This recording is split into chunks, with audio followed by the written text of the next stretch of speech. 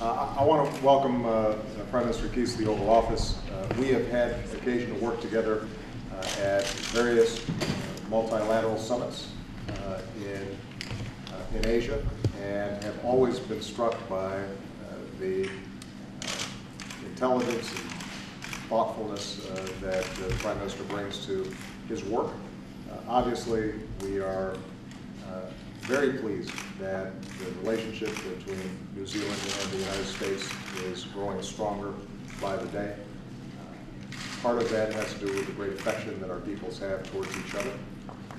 Part of it has to do with a great deal of common interests and a set of common values. So the Prime Minister and I discussed a range of economic issues, including our great interest in promoting a more effective trade regime among the Asia-Pacific nations, and we're working on this Trans-Pacific Partnership. We hope to have a framework agreement by the time that we go to Honolulu for the APEC meeting. We discussed how countries can cooperate around disaster response. Obviously, we are still heartbroken by the loss of life and property resulting from the earthquakes at Christchurch, and are incredibly impressed by the resilience of the people of New Zealand as they rebuild from that tragedy. But both of us, having seen what happened in Japan as well, understand that when these kinds of natural disasters strike, it's important for us to be able to pool our resources to help each other. We discussed our security cooperation and continue to thank New Zealand for its participation in our efforts in Afghanistan. We're very grateful to the outstanding servicemen and women who New Zealand has sent there. And we discussed a wide range of regional issues. Our respective foreign ministers are currently in Bali, or at least I'm not sure if they've left yet. But they're talking about how we can work on a wide range of issues, everything from green growth to trying to standardize regulations to improve the flow of trade. And throughout this process, whether it's in APEC settings, now the East Asia Summit, we've always found New Zealand to be an outstanding partner.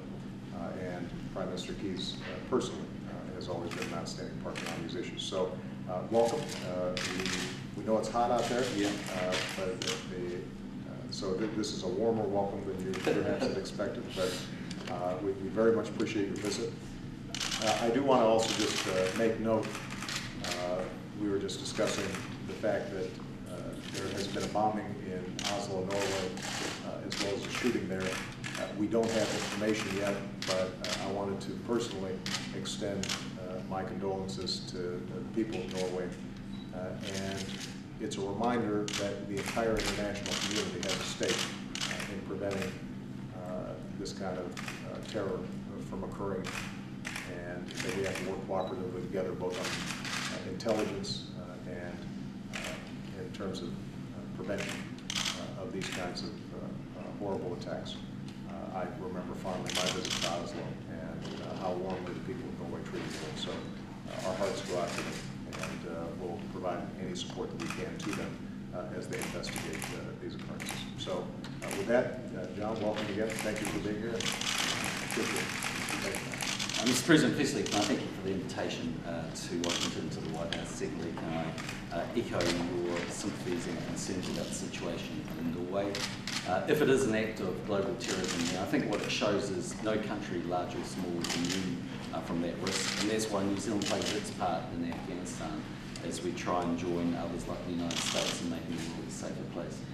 We've had a very good and tremendous reception in the last couple of days. I want to thank you for that personally. We're excited about the opportunities of the Trans-Pacific Partnership. We're excited about the chance to put together a regional trade deal which includes the United States and which can expand over time beyond the 9 countries that we compete. And I think it can deliver strength in terms of economic growth, jobs and higher incomes and better opportunities. I just want to thank the United States for its response when it came to the Christchurch earthquake. Your urban search and rescue team were fabulous in New Zealand, and your call immediately after the earthquake, and and a tremendous outpouring of support from the people of America. So thank you very much indeed. We are great friends and strategic partners. The Marines are coming down next year to commemorate their amazing contributions 70 years ago. So we're looking forward to welcoming them to New Zealand. Thank you for allowing us to have this visit, and we thoroughly enjoyed our time here in the CBRC. You're welcome, and I look forward to returning to visit sometime. Great. My understanding is that the American team is heading out to New Zealand for the World Rugby World Cup. The Rugby World Cup, and so good luck, guys. Although I hear the New Zealanders, the Kiwis, are pretty good at rugby, so I don't think we're seeded number 1 in the tournament, but I have confidence that we will acquit ourselves well. All right, thank you, everybody.